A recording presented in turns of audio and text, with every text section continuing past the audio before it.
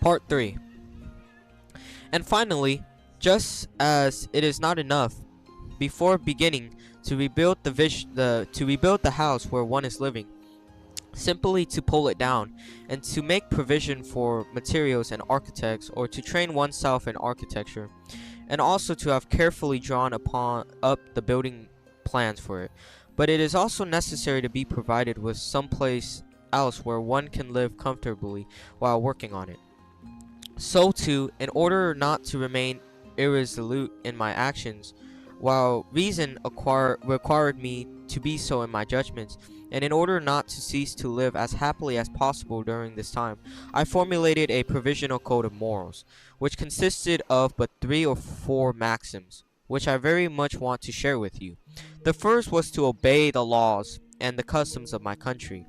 constantly holding on to the religion in which, by God's grace, I had been instructed from my childhood, and governing myself in everything um, else according to the most moderate opinions and those furthest from excess, opinions that were commonly accepted in practice by the most judicious of those with whom I would have to live. For, beginning from then on to count my own opinions as nothing, because I wished to submit them all to examination, I was assured that I could not do better than to follow those of the most judicious. And although there may perhaps be people among the Persians or the Chinese just as judicious as there are among ourselves, it seemed to me that the most useful thing was to rule myself in accordance with those with whom I had to live, and that in order to know what their opinions truly were, I ought to pay attention to what they did rather than to what they said. Not only because in the corruption of our morals there are few people who are willing to say everything they believe, but also because many do not know what they believe. For given that the action of thought by which one believes something is different from that by which one knows that one believes it, the one often occurs without the other, and among many opinions that are equally accepted, I would choose only the most moderate, not only because they are always the most suitable for practical affairs and probably the best, every excess usually being bad, but also so as to stray less from the true path in case I should be mistaken than if I had chosen one of the two extremes when it was the other one I should have followed. And in particular, I counted among the excesses all the promises by which one curtails something of one's freedom. Not that I disapproved of laws that, to remedy the inconstancy of weak minds, permit someone, when he has a good plan, or even, for the security of commerce, some plan that it is merely indifferent, to make vows or contracts that oblige him to persevere in it. But because I saw nothing in the world that always remained in the same state, and because for my part I promised myself to improve my judgments more and more, and never to make them worse, I would have thought I committed a grave indiscretion against good sense if, having once approved of something, I had obliged myself to take it as good again later, when perhaps it might have stopped being so, or when I might have stopped considering it as such. My second maxim was to be as firm and resolute in my actions as I could, and to follow the most doubtful opinions, once I had decided on them, with no less constancy than if they had been very well assured. In this I would be imitating travelers who, finding themselves lost in some forest, should not wander, but turning this way and that, nor worse still, stop in one place, but should always walk in as straight a line as they can in one direction, and never change it for feeble reasons, even if at the outset it had perhaps been only chance that made them choose it. For by this means, even if they are not going exactly where they wish, at least they will eventually arrive somewhere where they will probably be better off than in the middle of a forest. And thus the actions of life often tolerating no delay, it is a very certain truth that when it is not in our power to discern the truest opinions, we must follow the most probable. And even if we notice no more probability in some than in others, nevertheless we must settle on some, and afterwards no longer regard them as doubtful, insofar as they relate to practical matters, but as very true and very certain,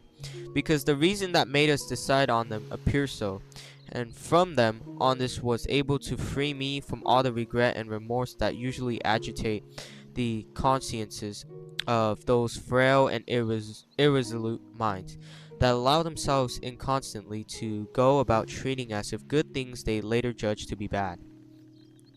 My third maxim was always to try to conquer myself rather than fortune, and to change my desires rather than the order of the world, and generally to accustom myself to believing that there is nothing that is completely within our power except our thoughts, so that after we have done our best regarding things external to us, everything that is lacking for us to succeed is from our point of view absolutely impossible. And this alone seemed to me sufficient to prevent me in the future from desiring anything but what I was to acquire, and thus to make me contented, for our will tending by nature to desire only what our understanding represents to it as somehow possible. It is certain that if we consider all the goods that are outside us as equally beyond our power, we will have no more regrets about lacking those that seem owed to us at our birthright, when we are deprived of them through no fault of our own, than we have in not possessing the kingdoms of China or Mexico. And that making a virtue of necessity, as they say, we shall no more desire to be healthy if we are sick, or to be free if we are in prison, than we now do to have a body made of a material as incorruptible as diamonds, or wings to fly like birds. But I admit that long exercise is needed as well as frequently repeated meditation, in order to become accustomed to looking at everything from this point of view.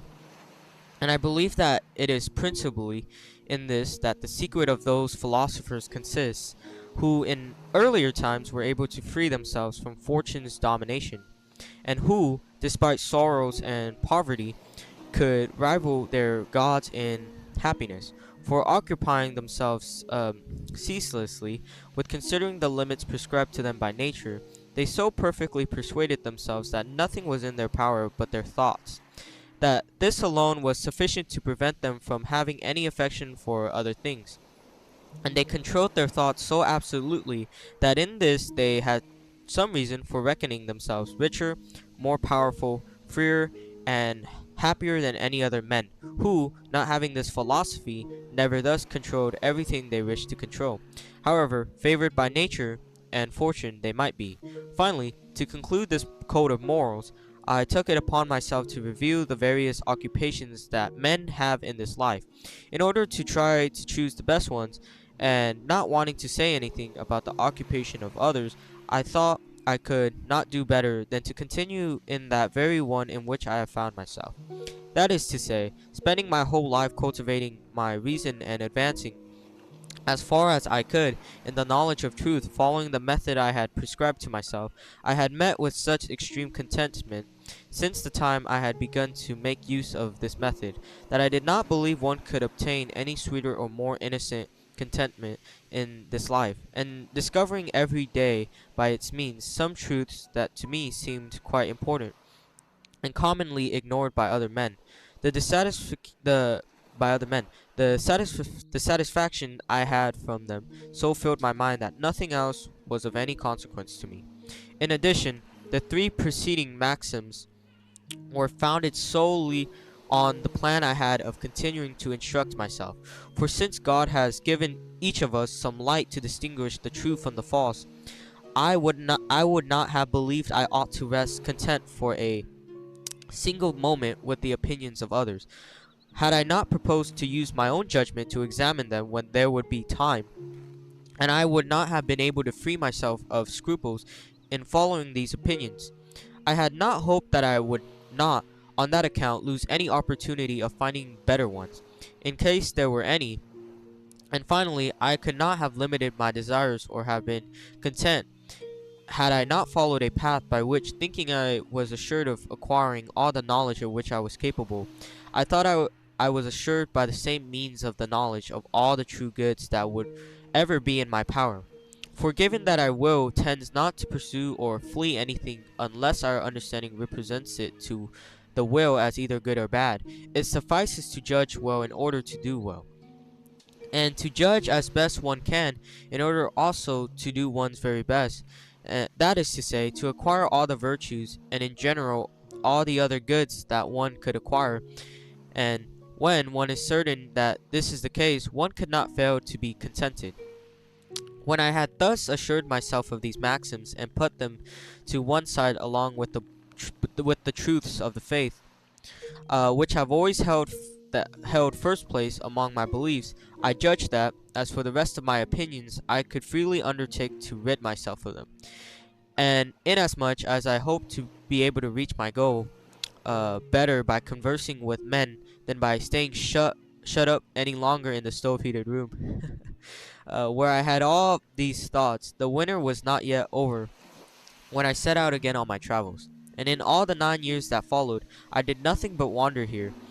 there, and there in the world, trying to be more a spectator than an actor in all the comedies that are played out there, and reflecting particularly in each matter on what might render it suspect and give us occasion for erring. I meanwhile rooted out from my mind all the errors that had previously been able to slip into it. Not that, in order to do this, I was imitating the skeptics who doubt merely for the sake of doubting, and put on the affection of being perpetually undecided. For, on the contrary, my entire plan tended simply to give me assurance and to cast aside the shifting earth and sand in order to find rock or clay. In this I was quite successful, it seems to me, inasmuch as, trying to discover the falsity or the uncertainty of the propositions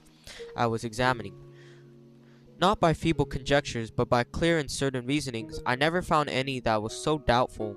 that I could not draw from it some quite certain conclusion, even if it had been merely that it contained nothing certain. And just as in tearing down an old house, one usually saves the wreckage for use in building a new one, similarly, in destroying all those opinions of mine I judged to be poorly founded, I made various observations and acquired many experiences that have since served me in establishing more certain opinions. Moreover, I continued to practice the method I had prescribed for myself, for, besides taking care generally to conduct all my thoughts according to its rules, from time to time I set aside some hours that I spent particularly in applying it to mathematical problems, or even also to some other problems that I could make as it were similar to those of mathematics, by detaching them from all the principles of the other sciences, which I did not find to be sufficiently firm. As you will see, I have done in many problems that are explained in this volume, and thus without living any differently in outward appearance than do those who, having no task but to live a sweet and innocent life, make a point of separating pleasures from vices, and those who, in order to enjoy their leisure without becoming bored, involve themselves in all sorts of honest diversions. I did not cease to carry out my plan and to progress in the knowledge of the truth, perhaps more than if I had done nothing but read books or kept company or keep company with men of letters. Nevertheless, those 9 years slipped by before I had as yet taken any stand regarding the difficulties commonly debated among learned men, or had begun to seek the foundations of any philosophy that was more certain than the commonly accepted one. And the example of many excellent minds who had previously had this plan and had not, it seemed to me, succeeded in it, made me imagine so much difficulty in it, that perhaps I would not have dared to undertake it so soon again, if I had not seen that some had already spread the rumor that I had achieved my goal. I cannot say on what they based this opinion, and if I have contributed something to it by my conversation, this must have been because I confess that of which I was ignorant more ingenuously than those who have studied only a little are in the habit of doing, and perhaps also because I showed the reasons that I had for doubting many things that other people regard as certain, rather than because I was boasting of any learning, but having a good enough heart not to want someone to take me for something other than I was. I thought it was necessary to try by every means to render myself worthy of the reputation that was bestowed on me. And it is exactly 8 years ago that this desire made me resolve to take any leave of all those places where I might have acquaintances, and to retire here to a country where the long duration of the war has led to the establishment of such well-ordered discipline that the armies quartered here seem to serve only to make one enjoy the fruits of peace with even greater security, and where, in the midst of the crowd of a great and very busy people who are more concerned with their own affairs than they are curious about those of others, I have been able, without lacking any of the amenities to be found in the most bustling cities, to live as solitary and as withdrawn a life as I could in the remotest deserts. That is the end of part 3. Thank you.